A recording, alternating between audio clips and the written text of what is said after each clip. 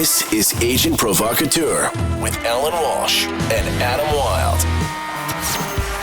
Welcome to another Agent Provocateur. I'm Allan Walsh with Adam Wylde. How are you, Adam? One-on-one today, Allan. I'm really good. I love these episodes. They're my favorite. Well, today we're going to do something a little different. We're going to have a discussion between you and I on various things that we've teed up. And then we're going to go to some listener questions. Yes. And I know that a lot of people have submitted questions online on Twitter. And I promised that I was going to go back there tonight or tomorrow and scroll through all the questions and give some replies. But you've picked out some special ones to talk about, to put them to me here in this episode. And we'll do that after our initial discussion. And I'm excited for these because some of them are very insightful and also ones that maybe people just like. So there's one I'm looking at right now. Okay. And this is, I think, a really good question considering how things used to be. Okay. So we'll do a quick question right now because I know the answer to this already and I know how you're going to answer it. County said this: can a player ask for non-monetary items in a contract? If so, what's the wildest request you've ever heard of? Now, I know they used to, but there are pretty strict laws governing it now. There are and there aren't. So there's a famous story about a number one overall pick in the NHL draft in the early 70s. And after the contract and the term got worked out, and again, it was like the Wild West. There was very few rules regarding contract structure, term. It was standard for the club to pay the agent fees, and that was negotiated for the better players. The agent would say to the club, and by the way, you're going to pay my fees. And the agent fee is 10%, and we'll submit an invoice to you. Player doesn't pay any fees. And that was fairly standard with most of the better players in the league. So this number one overall pick got asked for a baby blue Mercedes-Benz. had not played one game in the NHL, and as part of his first contract, there was no entry-level system, so it wasn't an entry-level contract. It was just his first contract. The club bought the player a baby blue Mercedes and paid all his agent fees. Wow. So there is a provision in the current CBA that most people don't know about, that teams can provide additional items towards a player's compensation, but there's really no advantage to it. And that's why it's never done, because the items will be assessed at a fair market value and then be added into the AAV. Okay. So as long as you're going to do that, you may as well give the player the cash. Exactly. They can go do it themselves, right? Right. So technically, it's within the realm of possibility. In reality, it has never been done, and I cannot ever envision it ever being done. Must have been pretty cool although I wonder what kind of a scene you make if you're a rookie rolling up to camp, even if you are a first overall pick with a baby blue Mercedes that the team bought you and all the veterans are looking at you like, you know what I mean? That I feel like that would be a tough one to overcome.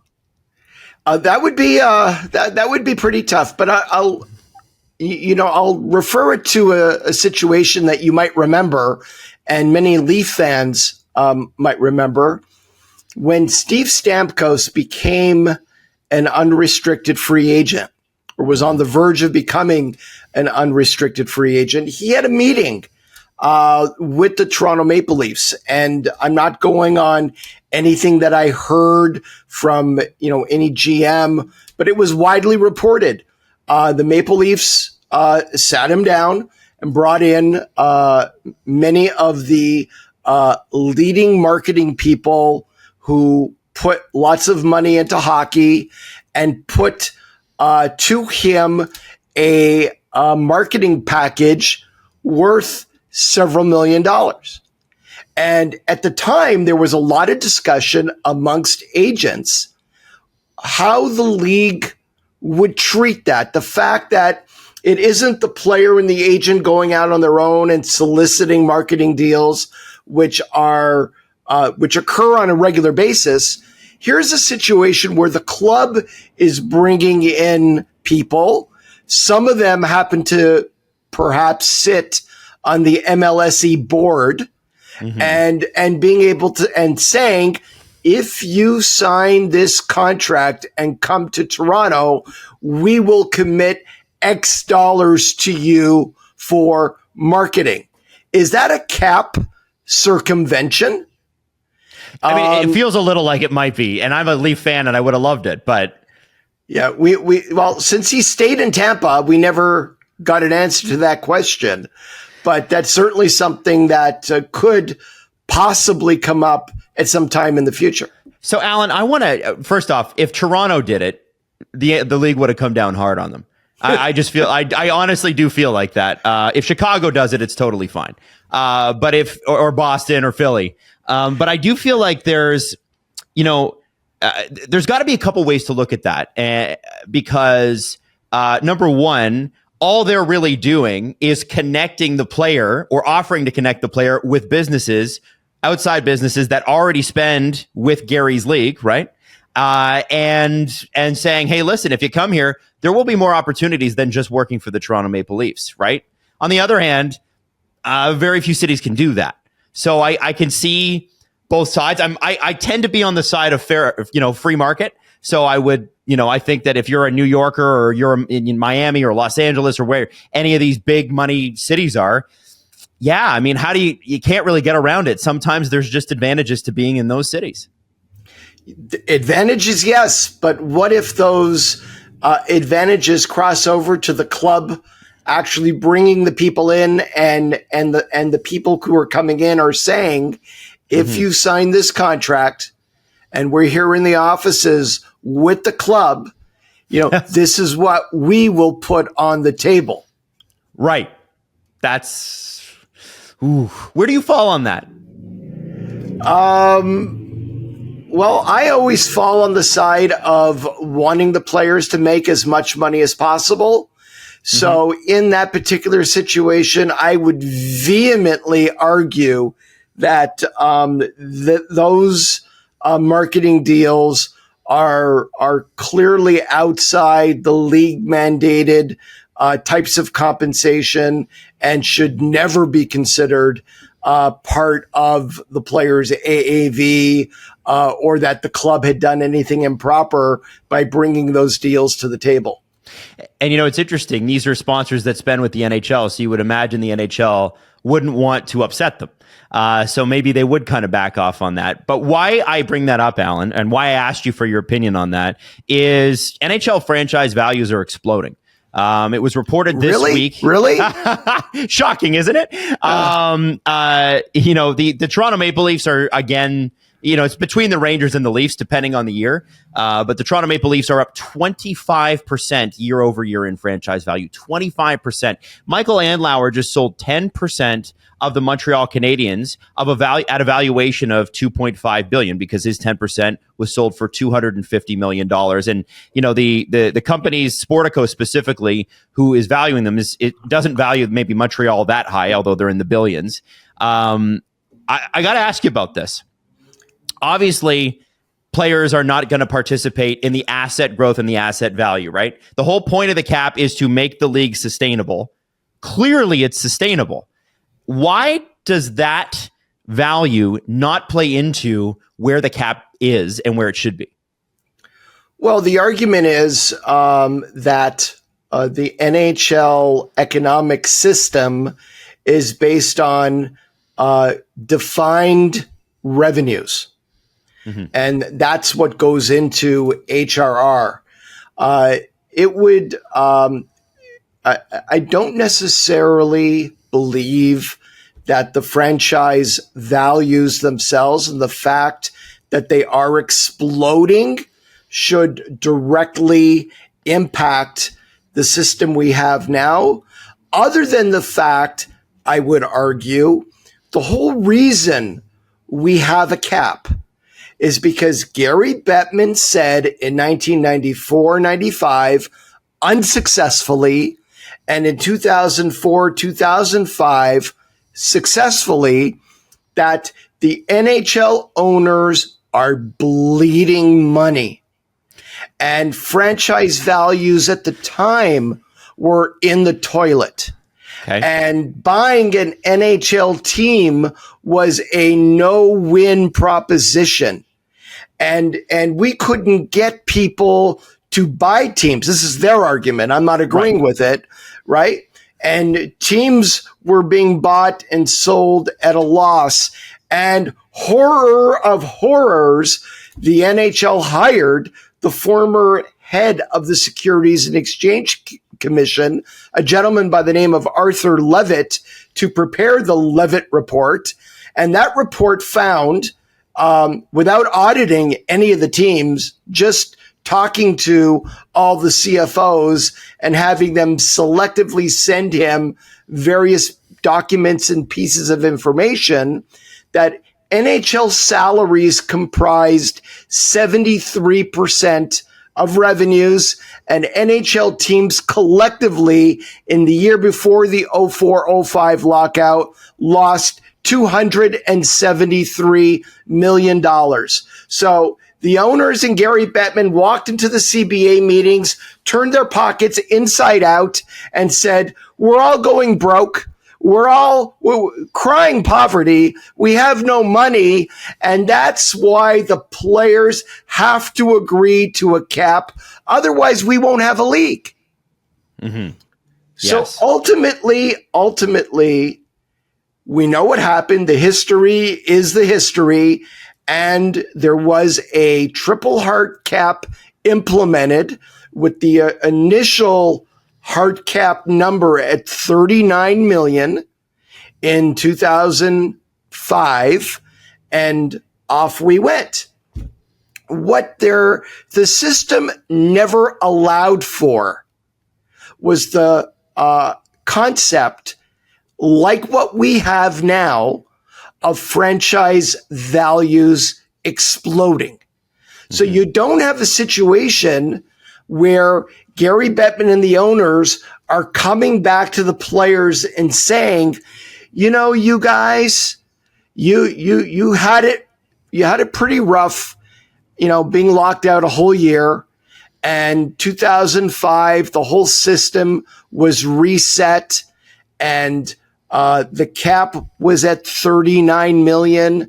And throughout the years, we've been going forward. But now, with the franchise values exploding, the fact that the Ottawa Senators were initially bought by Eugene Melnyk for about $93 million, and it was sold to Michael Andlauer, the estate, for $900 to the Melnyk estate for $950 million.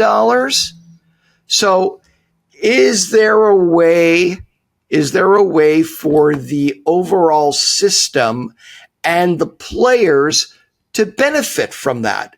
And my argument is there should be. When everybody was emptying their pockets inside out, turning them inside out and crying poverty, it was the players that made up for it.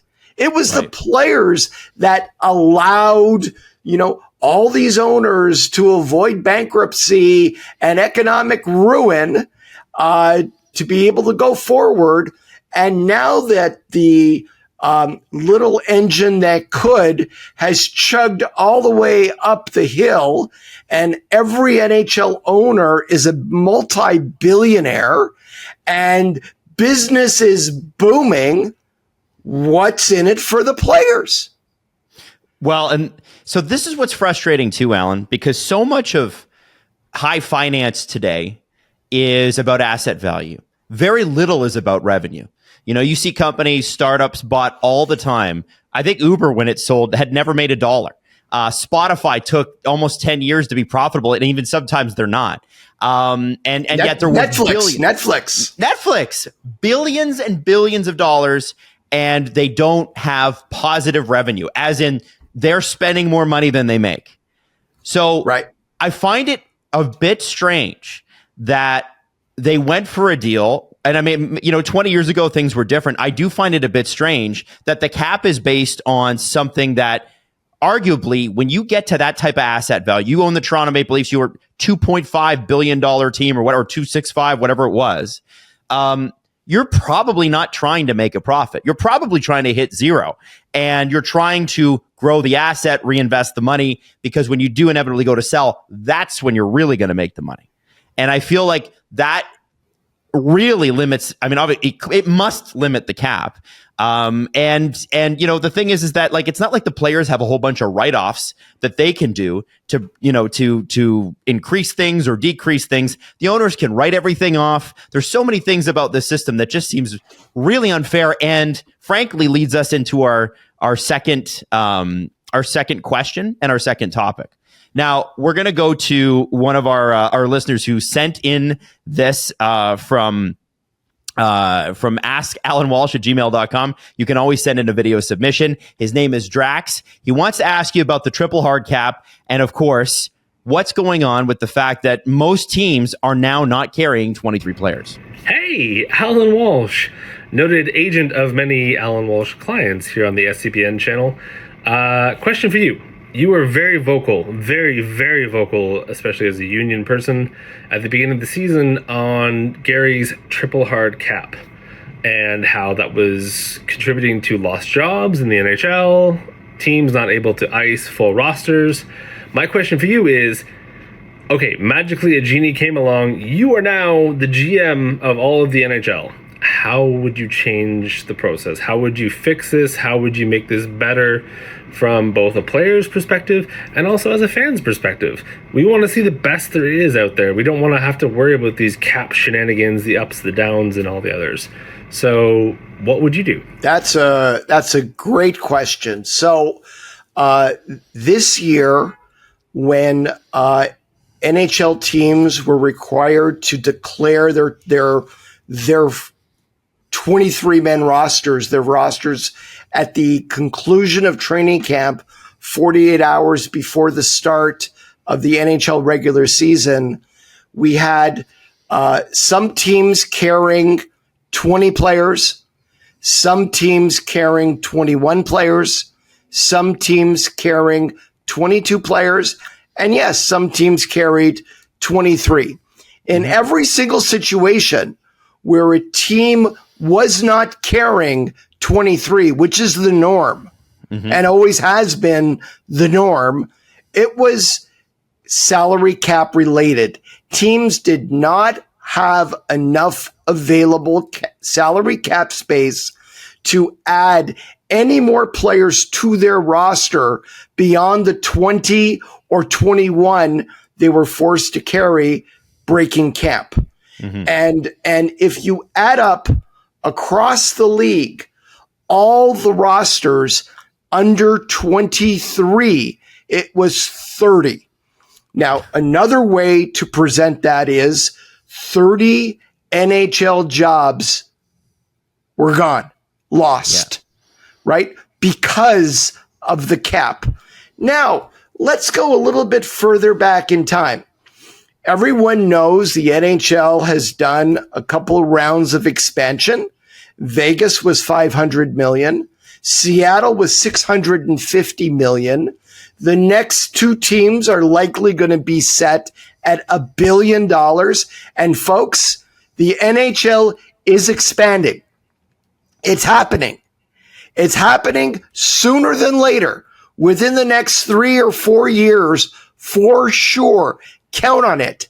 And that number is going to be $1 billion for each team. And the players don't get any piece of that at all. The argument has always been made to the players. Expansion money is divided between the owners. The players don't get anything, but what the players do get is they get additional jobs. Every team, players benefit by 23 new jobs. Wonderful. Fantastic. Except NHL players have just collectively lost 30 jobs at the middle of October when camps broke and the season starting because teams are capped out. So the owners got all the expansion money, over $1 billion between Vegas and Seattle.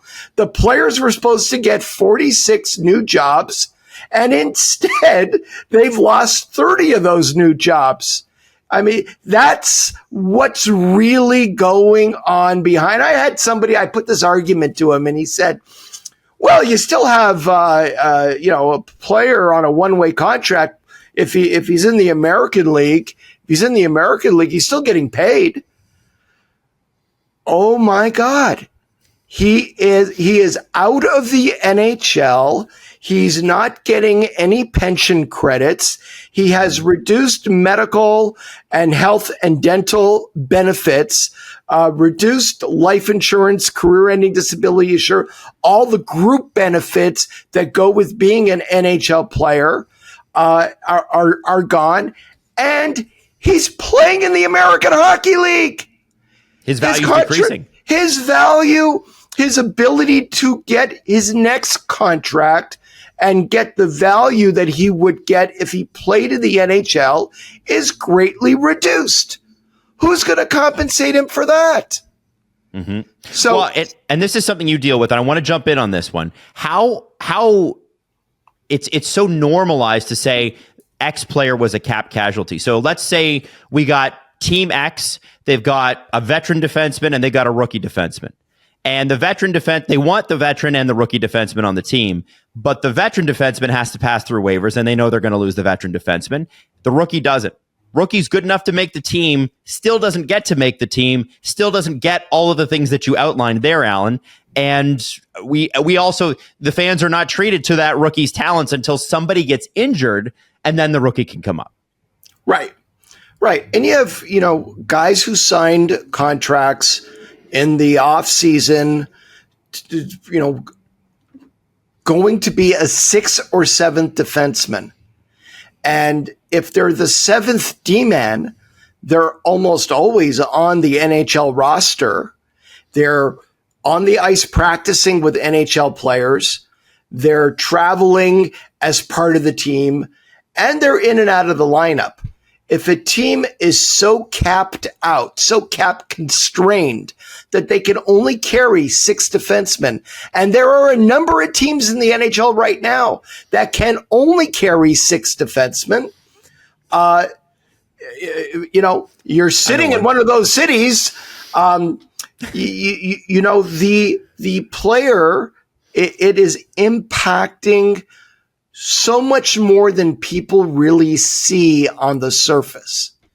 And there is no remedy. There's no equity that we can create within the system to compensate these players for what they're losing now, but even more important, what they might be losing into the future. These jobs are gone, and they're not coming back this year. Mm-hmm. And you don't see Gary Bettman crying a river over this. No, you don't. No. And I think what can be frustrating about that discourse and that dialogue is I don't think people understand when Paul Bissonnette was on the show and he was talking about health benefits and things like that, those things are not really publicized. People really don't know that. You're playing in American City. Healthcare is not free. You get sent down and then injured in the AHL and you can never play again. You will get less money. End of story. Sure. That's unbelievable.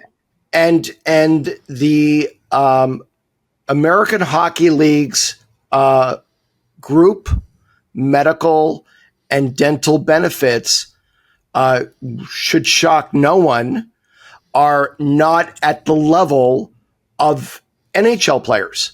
And the moment a player is sent down to the American Hockey League, he is now subject to a whole new set of benefits that apply only to minor league players, even if you're on a one-way contract. It's pretty painful to hear that. It's a big risk. And I understand being an NHL player is a big risk. It is. But it does seem a bit strange. And I think from a fan's perspective, Allan, what can be frustrating for us is you got these young, exciting players. Everybody loves a young, exciting player making a team out of camp. And when it's like, well, we got to keep the veteran guy because, we can't pass him through waivers. It just feels like the point of this game is the hope and the excitement and the what if everything goes right and my team wins the cup? What if this kid wins Rookie of the Year? Even though it's an outside shot, it still kind of takes away a little bit of that joy. And we sort of normalized it. Absolutely. And, going a little bit further into this topic, there's something very significant going on right now with the NBA and their, tournament that they have, that they've created. You just see the NBA making very smart business decisions with the goal of generating fan interest, media interest, creating an event that is getting worldwide attention and generating a lot of revenue. Right? If you look at the NHL and look at the cap system, what is really the only way to raise player salaries? It's grow the revenue base. HRR. Grow HRR. So let's look at what the NHL has done to grow HRR. Have players gone to the Olympics? No. What about a World Cup best on best? Where was that? Well, we had a couple in recent memory, way back when. Last one was 2016. Before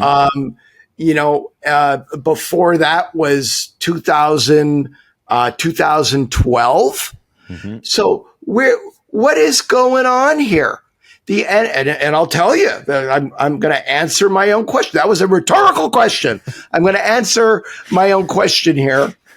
The NHL has done a piss poor job in growing revenues, and they have not really shown the interest in bringing any creativity to the ideas that are out there in growing revenues. So why wouldn't the NHL have, we keep hearing it, regularly scheduled World Cups like clockwork? We don't have to think about it. We know right now when all the World Cups are going to be. We know right now when all the Olympics are going to be. And we know we're going to have a robust international schedule of games, best on best, the best hockey players in the world representing their countries and doing that. But what about and I'm brainstorming here. I'm taking stuff here out of my pocket and I'm throwing it against the wall.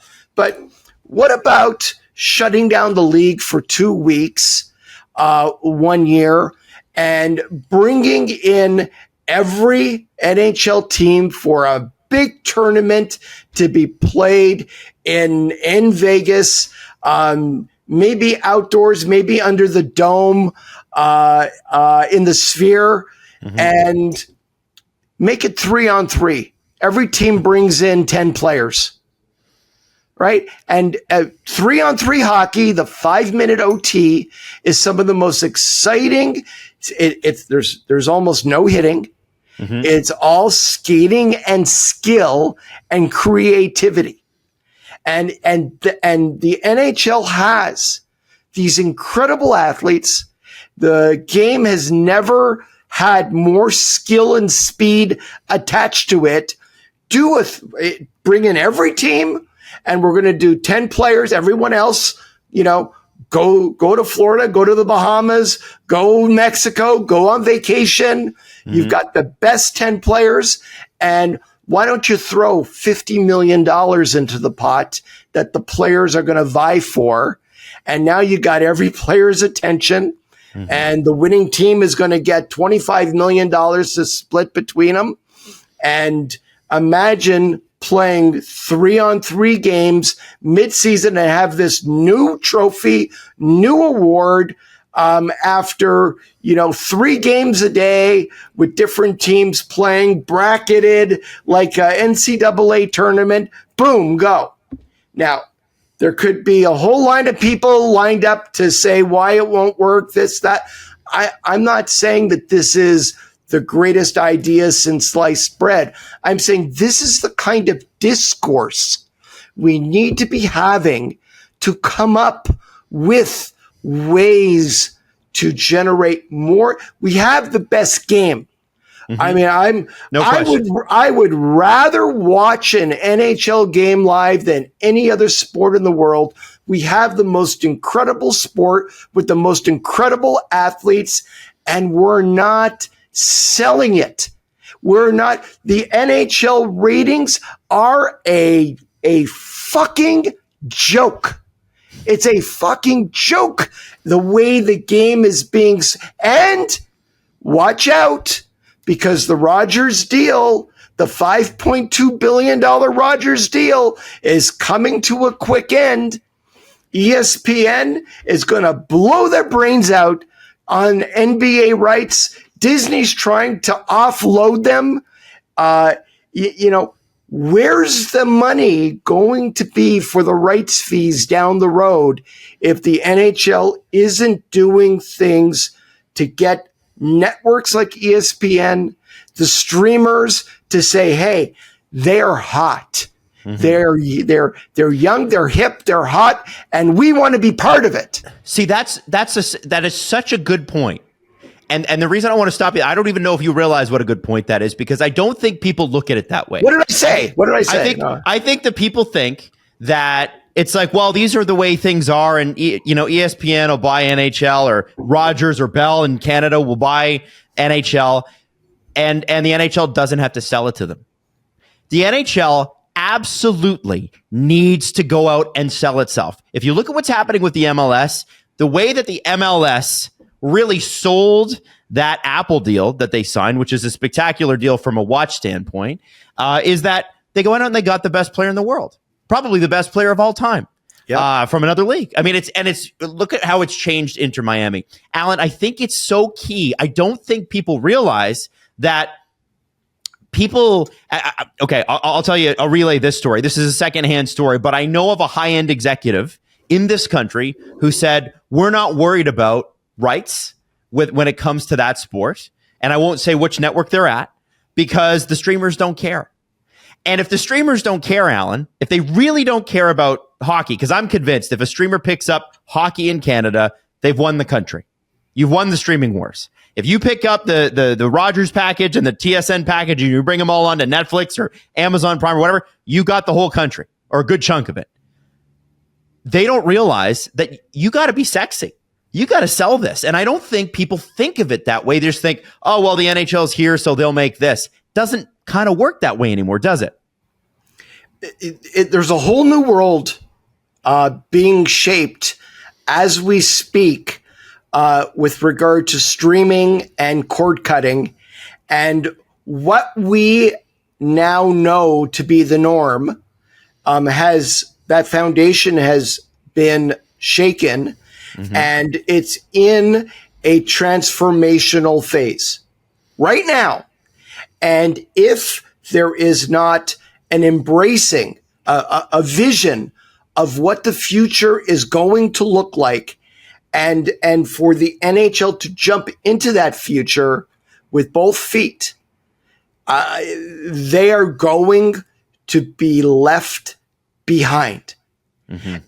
And the fear that I have, and many people in my position have, is that agents and players have, and the NHLPA have literally no say for how the business is being run and what decisions are being made.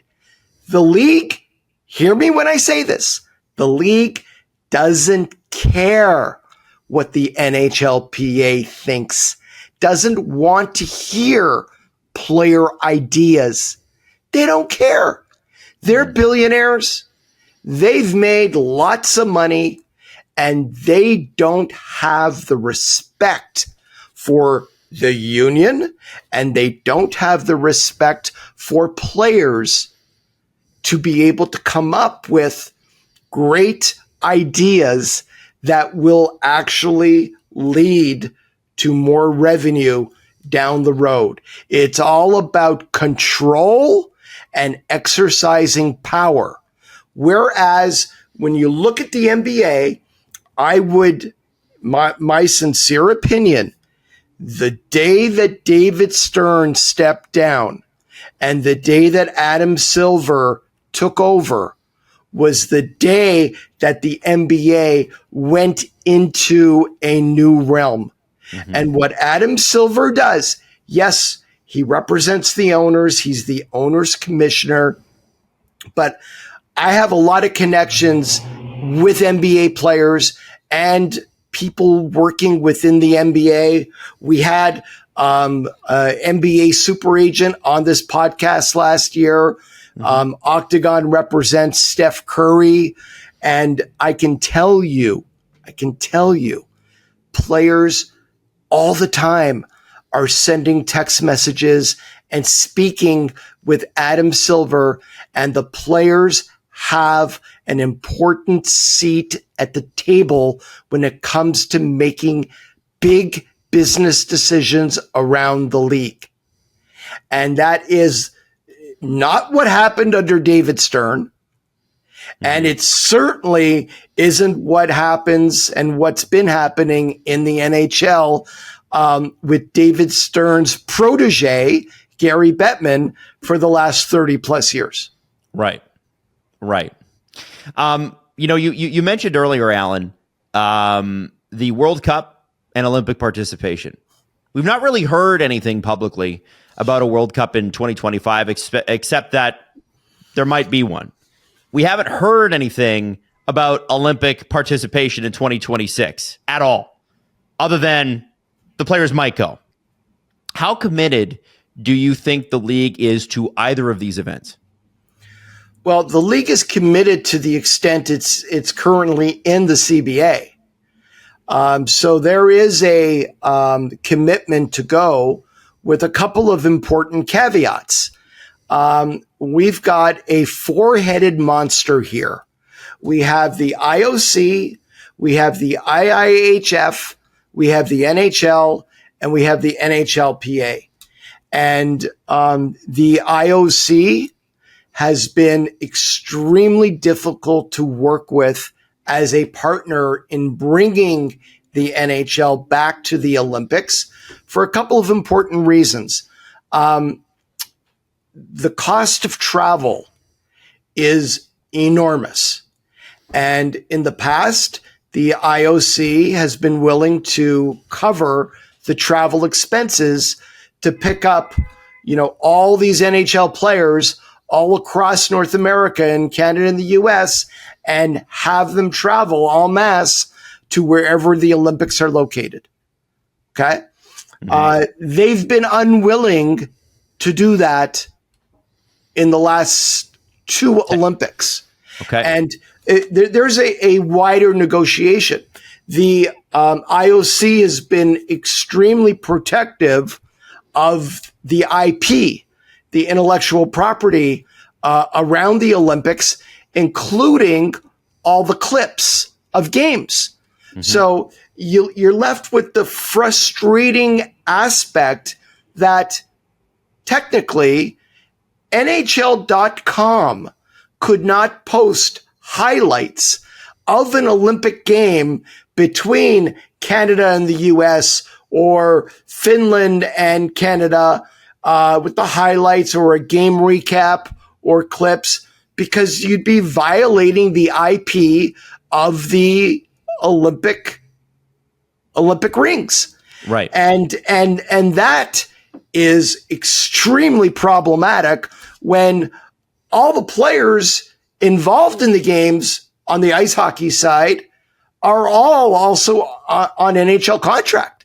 Yeah. And the benefit to the NHL in sending the players is that we're able to promote what's going on over there to the NHL community and grow it from there. And if you can't use the IP, and they're saying, give us your players and we're going to use them to make ourselves a ton of money, and we're not going to even let you use the video of the games involving your players on your platforms.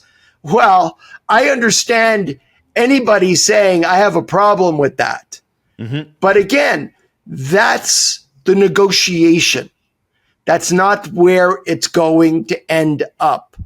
And I believe that these initial positions were used as a convenient scapegoat to justify the league saying, well, we can't make a deal, so we're not going to go. Right. And, so you just take their starting position and you go, because no one in a negotiation is starting at the finish. No one. And how many times has Gary Bettman said the NHL owners have a great problem shutting down the league for 3 weeks at a critical time of the year, and we don't see any benefit in sending our players to the Olympics. And if you listen to what Gary says, he really doesn't want the players to go. And it ultimately was a concession in collective bargaining to agree that the players can go pending resolution of all these travel and IP issues that go into making the players' attendance at the games viable and feasible. So then my question to you then is, what do they do with the NBA? The players are famously there every year. Like, I rewatched the Michael Jordan documentary, the 6-parter on Netflix, a couple weeks ago, just because it was so good. And then they talk about the USA Dream Team in 1992. Who was picking up that tab? Who's picking up the next Dream Teams tab for basketball, for tennis, for any of the other spots that take professional athletes and put them in the Olympics? The IOC always made the argument that they didn't pay it for any other sport. And hockey was the only sport that they did pay the travel expenses and therefore wanted to be in line with all the other sports and say, we're not paying it for the NHL going forward either. Okay. It cost a lot less money to send over a Team USA than it would sending over all the Finnish players in the NHL, all the Swedes in the NHL, all the Americans, all the Canadians, and all the Czech players, the German players.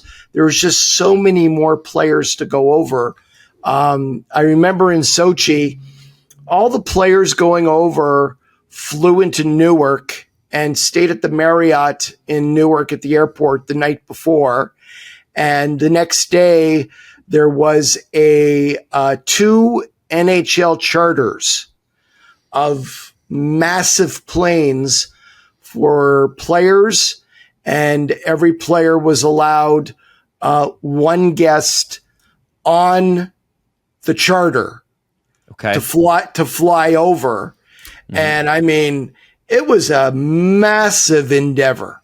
It was a massive, massive endeavor to get all the players into Newark and then all of them on the charter with their guests and get everybody over to Sochi at the time. So then, is there, and I'm going to keep asking you questions on this because I feel like these are going to come up in the comments. Why shouldn't it be on the home country's federation? Why isn't it on Hockey Canada or team or USA Hockey or the Swedish or Finnish or German or the other countries that are involving themselves in it? And that's why the IIHF is involved. Okay. And that's all part of the negotiation. Okay. So that's yet to be concluded. Then the next question I would have is, why not a World Cup? That seems a lot easier. The NHL controls that. They'll do it in a North American city, very likely. Like they did the last one they did was 2016 in Toronto. Not hard to get here. What do you think the holdup is there? Well, the World Cup is 50% owned by the NHLPA and 50% owned by the NHL. Okay. So it's a 50-50 property. And as you can well imagine, the relations between the two sides has not always been great. It takes I know you're shocked. It takes a phenomenal amount of cooperation and give and take to put on a World Cup and do it right. Mm-hmm. And there is logistically still, whether you do it at the onset of the season and play it in September, mm-hmm. when it's not a traditional hockey time for fans to be watching hockey, mm-hmm. Or the preferred time would be to do it in end of January, beginning of February, mm-hmm. in lieu of a all-star break and all-star game, and make it longer, and do it at the same time as the Olympics would be going on, and have Olympics every 4 years, World Cup every 2 years. You have a robust international schedule of set tournaments that every 2 years we're going to have best on best. That's certainly what should have been going on. Yes. And the idea that players like Connor McDavid has never had the opportunity to represent Canada in international competition since the time he became a professional NHL player is a very sad commentary on the NHL. And I don't blame the NHLPA. I blame the NHL. That is 100% on Gary Bettman. Why? You've got the best play because he's not willing to give up any control. Everything about Bettman is about control. He has to control everything. I mean, how ridiculous is it that a player who is suspended less than 5 NHL games, who appeals his suspension, who's the judge? Gary Bettman. Yeah. You're doing the appeal to Gary Bettman. How insane is that? Is Gary Bettman ever going to overrule his own Department of Player Safety and say, George got it wrong? Instead of 4 games, I'm reducing it to 2 games? No. Not a fat chance, right? So, I mean, it comes down, why? Why would Gary even want to put himself into that position? Control. I don't get that one either. It's control. It's only about control. And if Gary can't control it, it ain't going to happen. As a side note, and we don't have to go down this road, I do think it's interesting that when you appeal a suspension in the MLB, you get to play until it's hurt. Right. In the NHL, you just get refunded your money. Like, it's just, you have to sit anyway. I think that's crap. But it's funny. You bring up Connor McDavid not representing his country. Connor McDavid is 26 years old. He's been in the NHL 8 years. Austin Matthews is 26 years old. He's been in the NHL. Sorry, Connor's going to be 27. Austin's 26.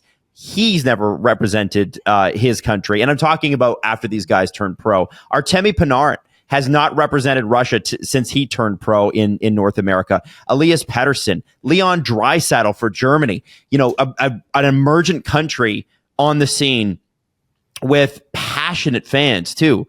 It is a really surprising way to run a league, especially when things are increasingly global, Allan. That's the part for me that doesn't make sense. It's like, they were talking about, why Korea and China were not necessarily big moments for them, it being the NHL, that is, bringing the players over to the Olympics, because, how many Korean hockey fans are there really, or how many hockey fans in China are there really? I mean, at one point there was no basketball fans in China. Now basketball is pretty big there, and China invests huge money in the NBA. Look what happened when Daryl Morey said something about what was going on in China. Big backlash. Hundreds of millions of dollars. Hundreds of millions of dollars. And the NBA goes and plays games over there. So don't tell me that it can't happen. The NBA is right there. It does happen. So it's just a very, it's a weird one. But a lot of people have asked questions about that. I wanted to get to it. My question to you is, okay, so the Olympics and the World Cup, how committed, I asked you about the league, how committed are the PA to both of those events? Do you get the sense that Marty Walsh and his administration we know they're far more energetic than Don Fear. We know that. They're involved. Are they committed to this? I'm not going to speak for the NHLPA, but I'm happy to give you my humble opinion based on conversations with players going back, 25, 30 years. Some of the greatest memories we have as hockey fans are, from all the way back to the Summit Series in 72, which started it all. Canada Cup 76, 87.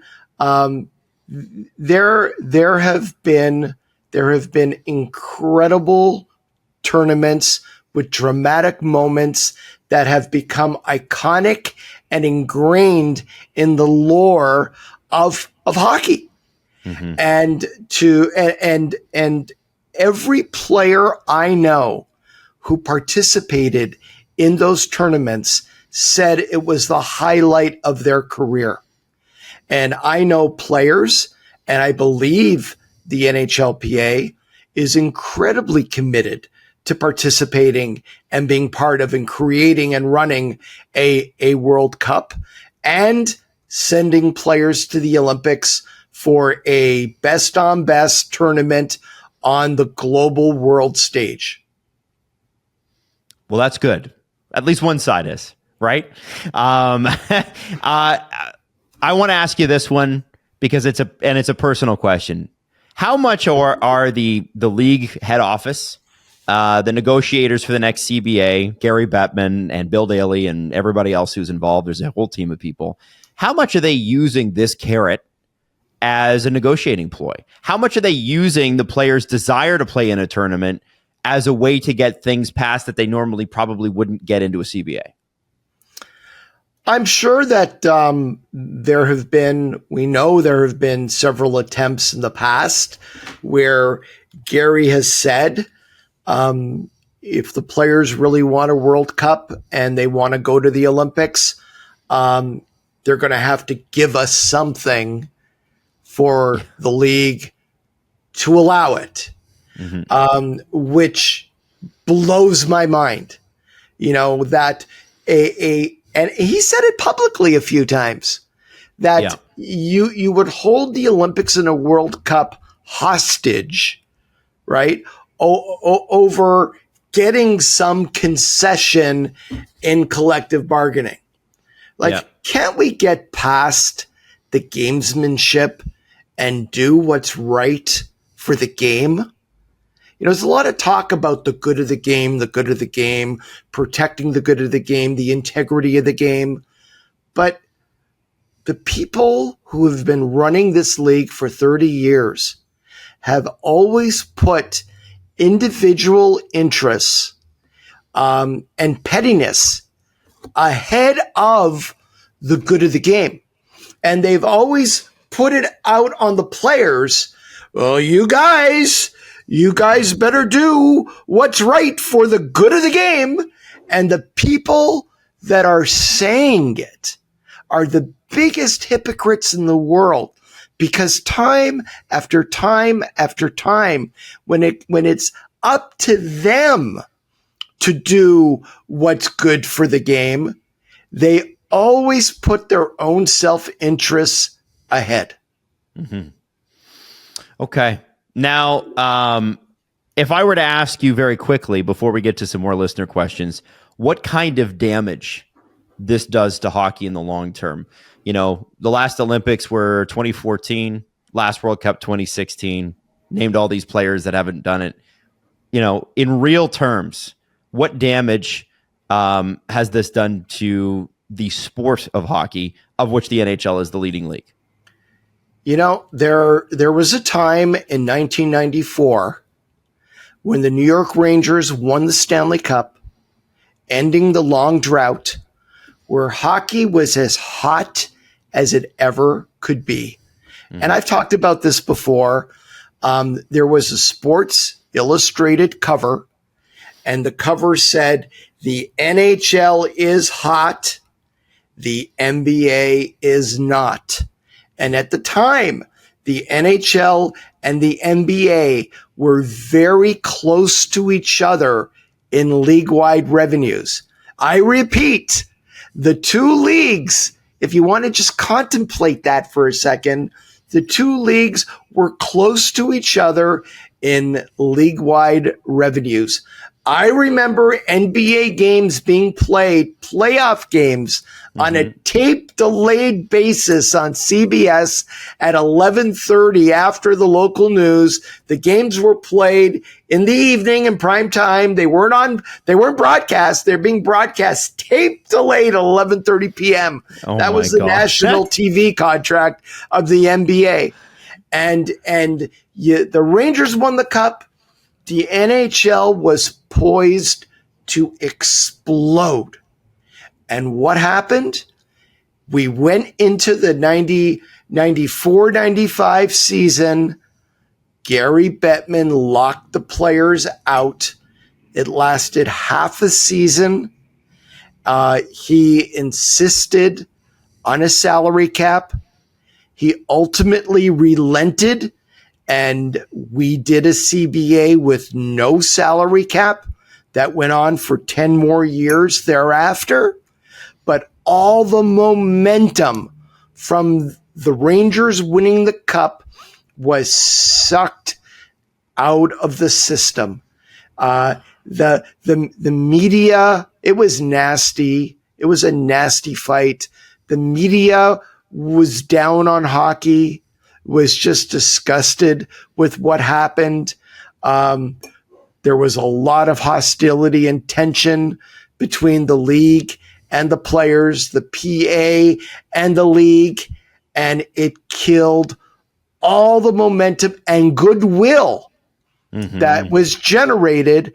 And I always look back to 94, 95 and wonder wistfully what could have been. What could have been if it didn't play out the way it did? Well, and Allan, what happened the season before in a different sport? Well, MLB. MLB, you lost the World Series. And it took fans 10 years in certain cities to come back. 10 years. 10 years. I mean, it was I don't know. It's wild to think about it like that, but that's what happened. Yeah. So with all that said, we got a ton of great questions. And we're going to start with our second video submission here. And this one comes from a guy named Adam. Great name. Adam Burke. He is a young agent in training, an agent protege, shall we say, and he wants to know what you think he can be doing outside of going to school to become an agent like yourself. Hi there, Allan. I really appreciate your time for doing this. I'm currently preparing to go to law school myself next year. In the meantime, or once I get there, is there any organizations or foundations that I can maybe get involved with to try and help gain some experience and to make some connections that can help me along my journey in the sports law industry? I really appreciate your time once again. Thank you so much. There are some organizations out there. The Sports Lawyers Association is a wonderful organization. They have a student membership. I would definitely become a student member there. I would buy every single book ever written by an agent or about the agent business, whether in sports or entertainment, where there is lots of crossover in experiences and some of the stories. Apply the lessons, apply both to sports and entertainment. I would become a walking, talking hockey encyclopedia, not about player stats, not about who's got the best Corsi, but about the business side of the game. It amazes me how many times I've had law students, sitting in my office wanting to become interns or looking for entry-level positions in the agency. And I start talking to them about the history of collective bargaining in the NHL, and it's a blank slate. If you don't have that knowledge, if you haven't gone out on your own and learned about the founding of the PA in 1967, the Allan Eagleson era, what went on during those years, the movement to fire Eagleson, him being indicted, convicted, and imprisoned over things that he did while he was running the NHLPA, the transition from the Eagleson era to the Bob Goodenow era. I mean, this needs to become, as a young, aspiring agent, part of your DNA. And if you're not prepared to make that commitment to become an absolute expert in all of that, and I'm giving you a 35,000 seat overview, but there is a lot of stuff that has gone on, and really, you have to understand that everybody on the league side lived it, and they know what happened, right? They understand how things got to where they are today, and if you think you're a well-rounded aspiring agent and you can put today's player stats into your head, well, that's great, but I can jump on my laptop and I can put together the most beautiful reports and comps and put together a negotiation file, and I could train somebody how to do that very quickly.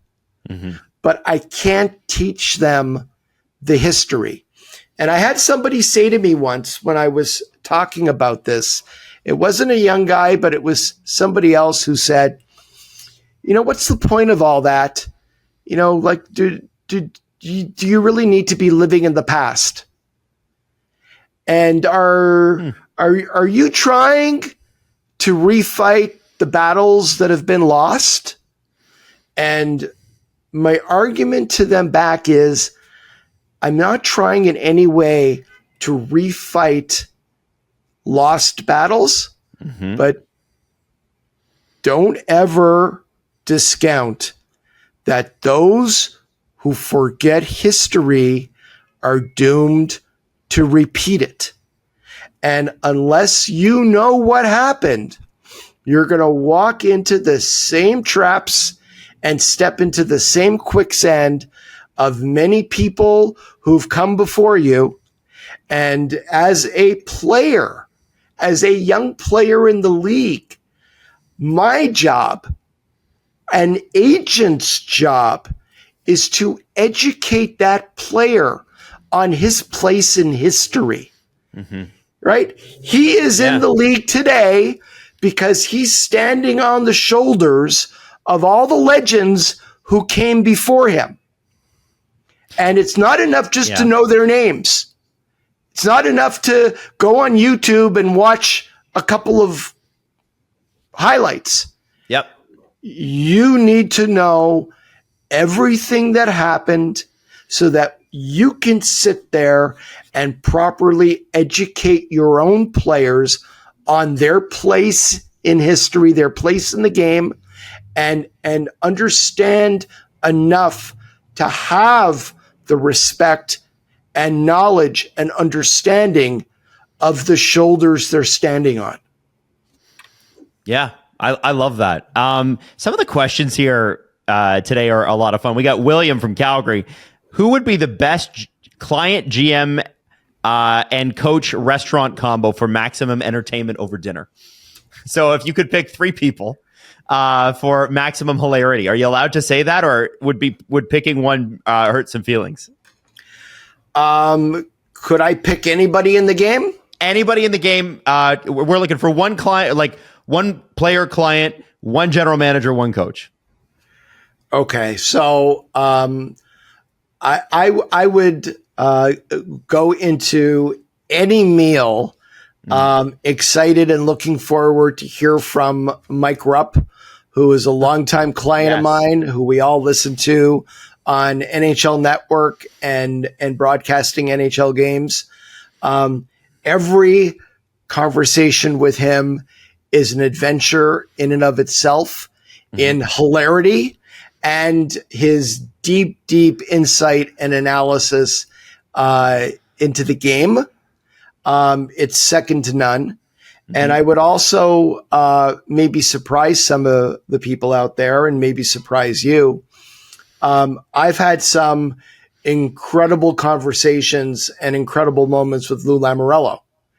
And I find Lou to be a fascinating individual with an incredible background that many people are not aware of. And, you spend some time with Lou and you start talking about some of his experiences in the past, and a whole door opens up that you never knew existed about the world that he lived in back then.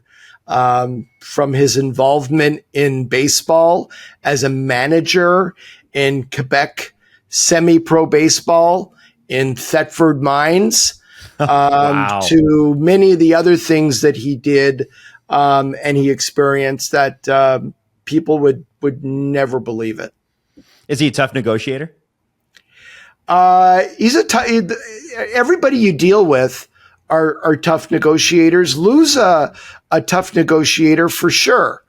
But I represented a lot of players on the New Jersey Devils back in the day, from Patrick Eliash to Marek Zhidlitsky to Peter Sikora, that all played for Lou. And I did a lot of deals with Lou over the years.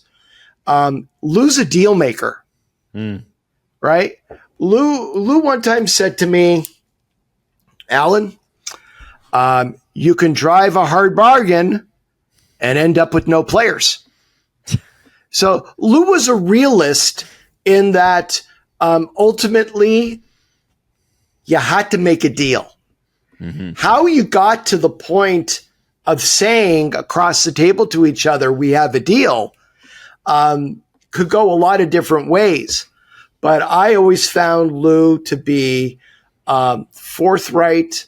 He was a straight shooter, and ultimately someone I would call a deal maker.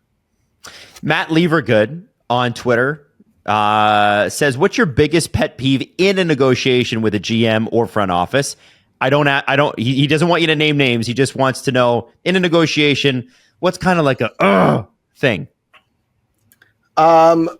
Let's just split the difference down the middle. Okay. Okay. I'm not a split the difference down the middle kind of guy. Okay. Okay. And every time I hear, what about splitting the difference down the middle? To me, that's like fingernails on a chalkboard.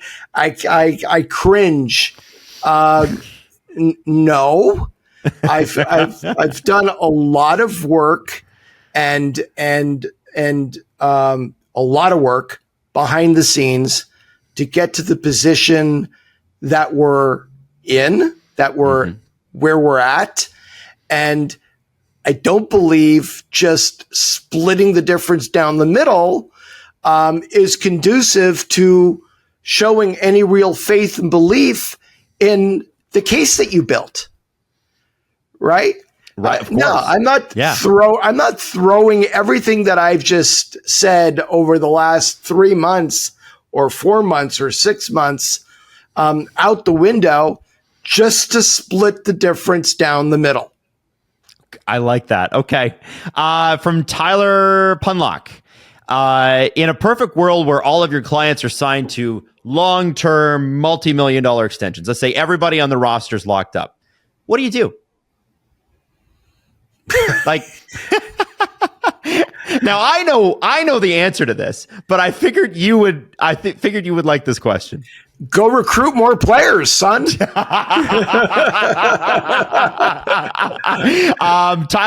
Vladal wants to ask if someone is looking for a career change and wants to become an agent, can you still do it at 35 plus? Absolutely. And where would you start? Law school? I've been asked over and over and over again, do you need to be a lawyer to be an agent? And the short answer is you don't.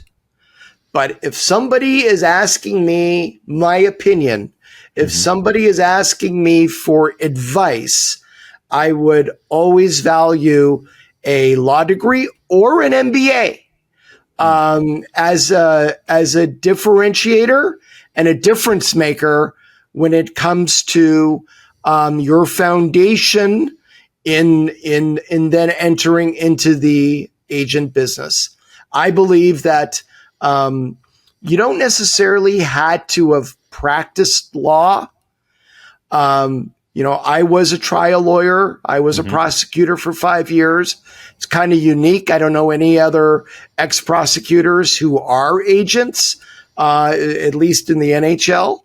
But I do think having legal training and the tools that you acquire going through law school, thinking like a lawyer, and you do think in a specific way after law school as opposed to before or having never attended. That's my own personal preference, but by no means is that a definitive answer or even the right answer. That's just my opinion.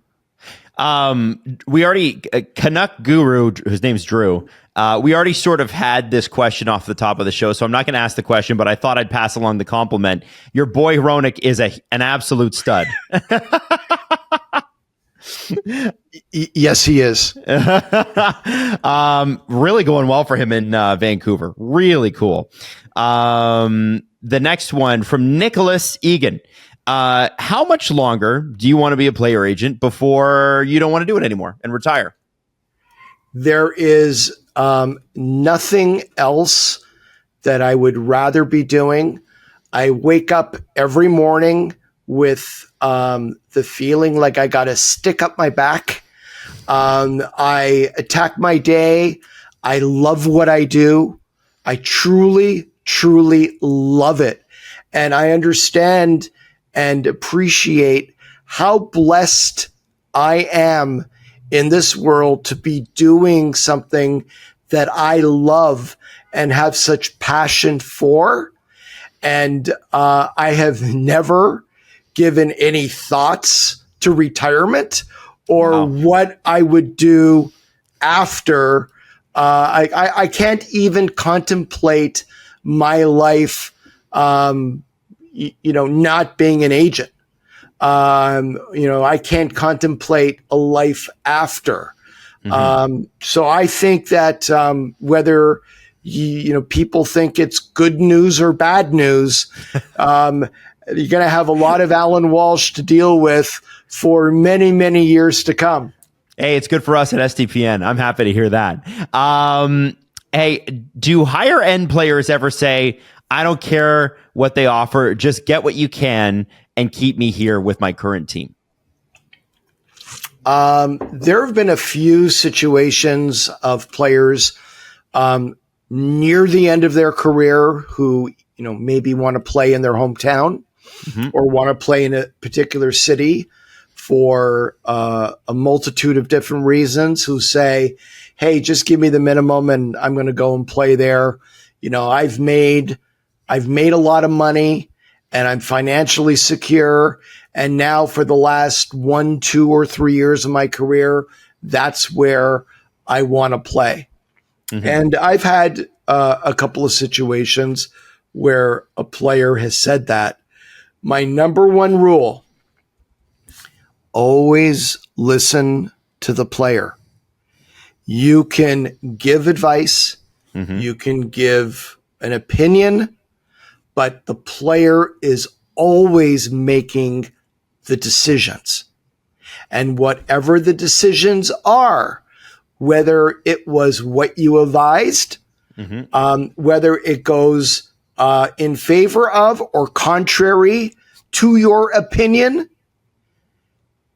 you follow what the player wants. Listen carefully, and then your job is to implement what the player wants. Last question from Kevin, and it's 3-parter, but I'm going to ask the first 2 parts first, and then I'll ask the third. Do you have a capacity? Would you turn down players who specifically want your representation because you may not have the time/energy? Now, I know, Allan, that you sleep like 3 hours a night. Yeah. So you got more time than the average guy. You and my wife know that. Yeah. and our dog, our sleep deprived dog. And I know that there are some people that are just genetically like that. You happen to be one of them. But have you ever thought about, hey, I could probably only take X amount of clients? No, from a capacity or a energy or a time perspective, I am somebody who is a unapologetic, unabashed workaholic. It's what I am. I admit it. Hi, I'm Allan. I'm a workaholic. Hi, Allan. And hi, Allan. And it's just the way I am. And I would, I have declined to represent players for various reasons over the last almost 30 years in this business. But I have never declined to represent somebody because I didn't think I had the energy or the time to represent them.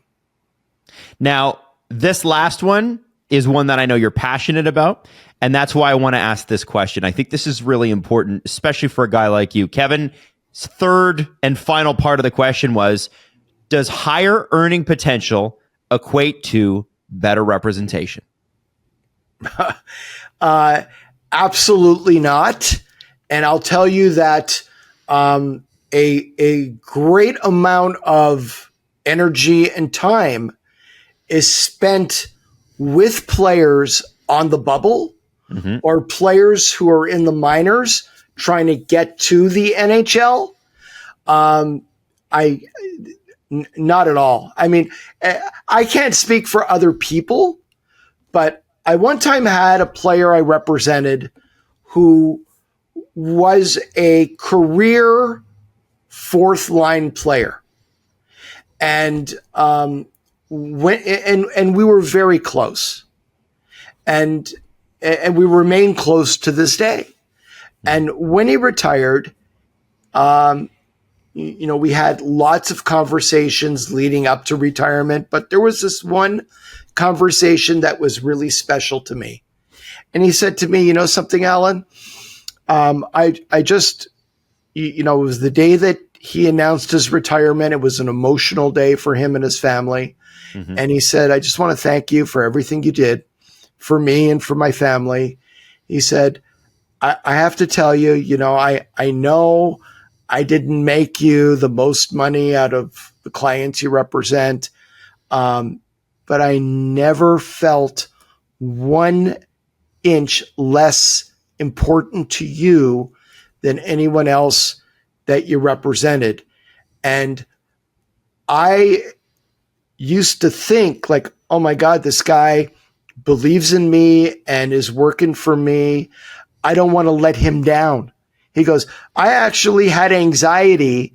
He says that I talked about with my wife about how I didn't want to let you down. And you gave me extra motivation because you believed in me when a lot of people didn't. And that's what I want to thank you for. And it was one of the, I had tears in my eyes, and it was one of the moments that I'll cherish as an agent forever. Mm-hmm. And I don't care. Once you're a client, I don't care if you're a fourth line guy or a minor leaguer. We're there for you. I'm there for you, whatever you need, because that's sort of the bond that we have together. And in many respects, you spend more time and energy and thought and strategizing with players who are trying to break in or trying to advance from where they are higher up in the lineup. You spend more time there than you do with anybody else that you represent. Right. Well, I wanted to ask that question specifically because I know every year we get some form of that question when we do these episodes. And, as we continue to grow the show, grab new people, I think it's important that people hear you say that. The other thing I love about you answering questions like that is, a lot of, and the person that I knew on Twitter when I called you for the first time, Allan, to put this show together was the bombastic and educated and fiery Allan Walsh, which I love. We get that on this show. I love that. That's why we wanted to do the show with you. But what we also get is the loyal, heartwarming, and sentimental person that you are. And I think that's what's so cool about you as an agent is there's such a human element to this for you. You care about these guys. Yeah, and here are all these, couple of years together, I thought it was my good looks. Well, it was obviously that too. All right, Allan, this was a blast. Thank you so much for making the time. I know it's been a crazy couple of weeks for you. And we'll be back in another couple of weeks with us, probably a surprise guest or something. We haven't even figured it out yet, but thanks so much. You got it. Great to answer questions and share some stories. Thanks, Adam, for everything you do. And Jesse, I know you're out there. Thank you for everything you do as well. Take care, guys. Have a great one. This has been Agent Provocateur with Allan Walsh and Adam Wylde. Follow Allan Walsh on Twitter @WalshA. Subscribe wherever you get your podcasts by searching Agent Provocateur and hitting the subscribe button. YouTube.com/SDPN.